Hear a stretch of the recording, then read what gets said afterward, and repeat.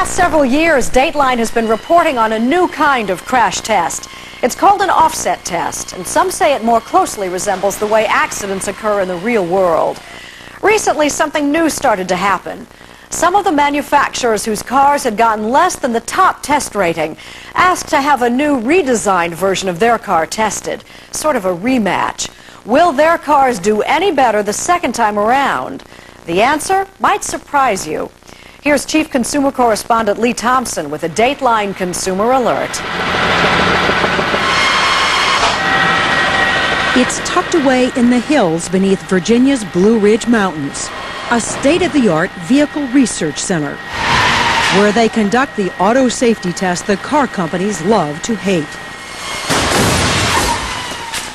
I think there's no question that offset testing is now on the radar scope of all manufacturers. It wasn't a few years ago. Offset testing. It's the auto safety test the government doesn't do. The government tests cars by running them head-on into a flat wall, the force spread evenly across the front. But many real-world accidents don't happen that way.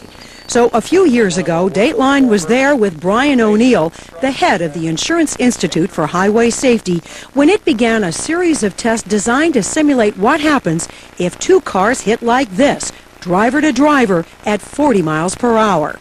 An offset crash is a very, very demanding test of the vehicle structure. Some vehicles have performed quite well. Looks pretty good in there. Others have not. Never seen steering column position as bad as this after a crash. That was 1996. This popular Toyota Previa minivan and three big-selling midsize cars tested in '95, the Honda Accord, the Nissan Maxima, and the Volkswagen Passat, all failed to get the Institute's highest rating. So all four car companies went back to the drawing board. Will their newly redesigned cars test any safer? Tonight, you'll find out.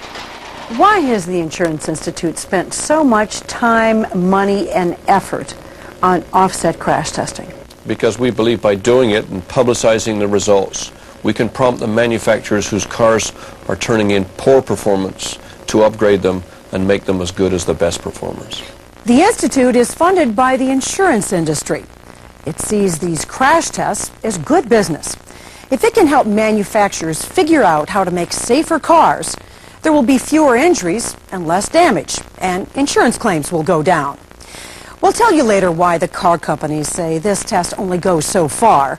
But now, for the first time, some car companies are actually asking the Institute to evaluate new designs of previously tested vehicles. For most of the vehicles in this program, yes, the manufacturers specifically came to us and said the vehicle's improved over its predecessor. We'd like you to test it and show the improvements. So in the last few months, the Institute put four redesigned cars to the test: the Accord, the Maxima, the Passat, and the new Toyota minivan, which has been renamed the Sienna.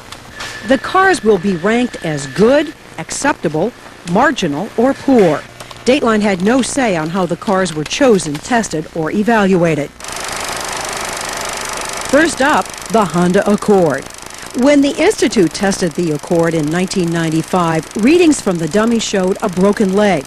That broken leg kept the Honda from getting the Institute's highest rating. It only got an acceptable.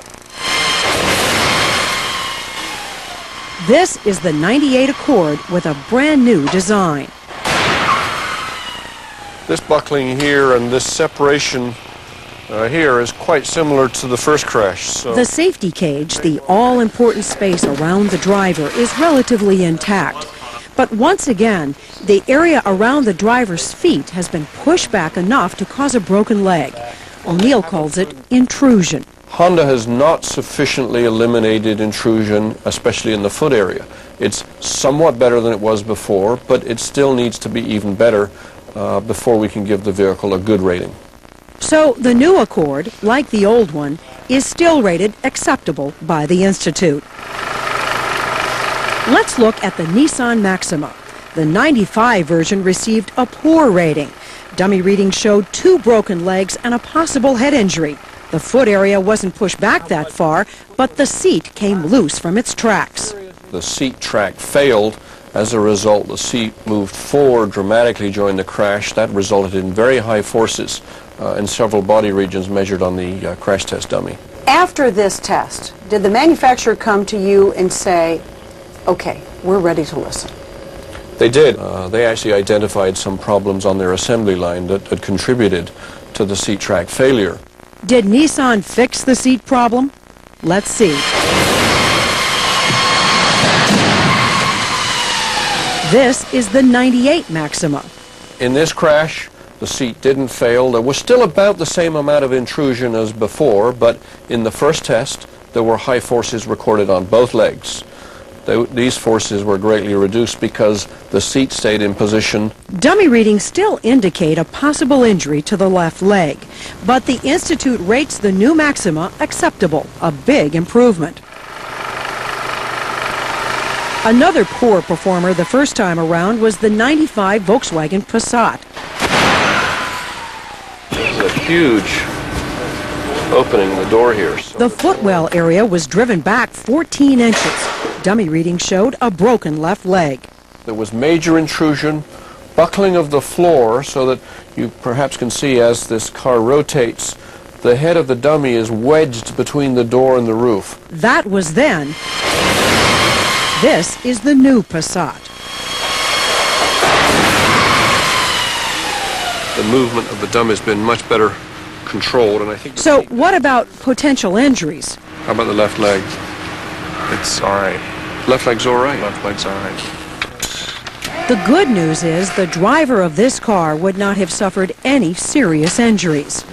In this crash, there's much less intrusion into the footwell area. There's still some buckling of the roof area, but it's much, much better. Look at the two Passats again. The old one on top, the new model on the bottom. Remember how the dummy's head came between the door and the roof? In the 98 Passat, it hit squarely into the head restraint. And look at how twisted the left leg is in the 95 Passat, the one on the left. In the 98 version, plenty of room. A huge improvement, O'Neill says. The Passat gets the highest rating the Institute gives. As a result of the redesign of the Volkswagen Passat, in your opinion, is it truly a safer car? Oh, there's absolutely no question in my mind that this car is a safer car for people today than the predecessor.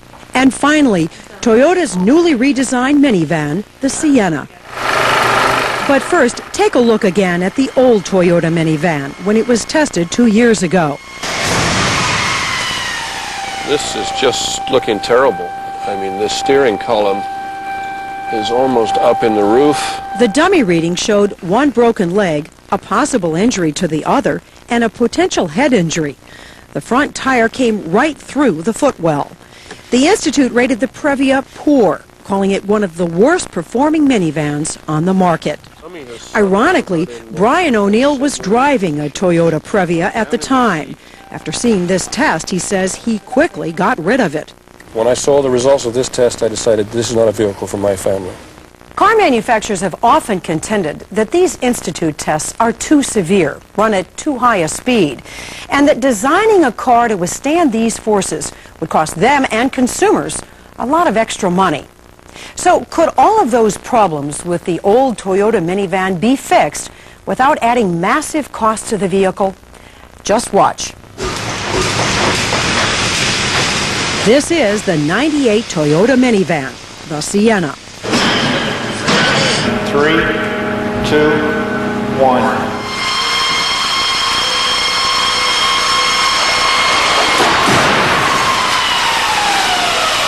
It's looking very good initially. The head has come back square into the head restraint. From outward appearances, the Sienna has passed the offset test with flying colors. The structure's doing a very good job. Even the wheel is coming out rather than getting driven inboard. Let's look at the dummy readings. There is no injury risk here, no significant injury risk. The message is that contrary to what some automakers have been claiming, it can be done. You can get really good performance. It doesn't have to cost money. It just has to be a priority. Toyota has gone from having one of the worst performing minivans in the offset test to the best. If you look at the Previa at the top, you see the steering wheel. See how violently it moves upward? In contrast, down below, it's all well controlled. Now look at this comparison. The old Toyota on the left and the new Toyota on the right.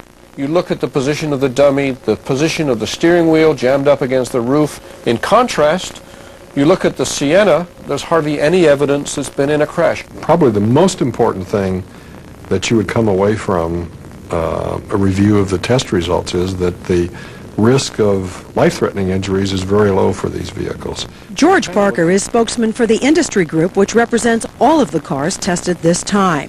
He says automakers are working to make cars safer by designing for a wide range of real-world accidents. But Parker maintains it's a mistake to judge overall safety on one type of crash test, and that the Institute's test speed is faster than most real-world crashes. He warns that designing a car to perform well at that speed might make it more dangerous to other cars on the road in other types of crashes. A side impact, for example. If I were a consumer interested in overall crashworthiness, I would want to know more about the performance of the vehicle. In different crash modes, how well does it do? O'Neill agrees that all crash test results should be considered by the consumer, and that's exactly why he says the Institute will continue its offset testing, especially since the government doesn't do it. And after crashing more than 50 different models of cars, minivans, and sport utility vehicles, the Institute now ranks the Toyota Sienna its best performer ever. And safety doesn't have to cost more. 2 of the 4 vehicles retested, including the Sienna, are actually less expensive than before. We've got the manufacturer's attention, and we've also got some manufacturers who have responded already with greatly improved designs. When we get them all there, then we will declare victory.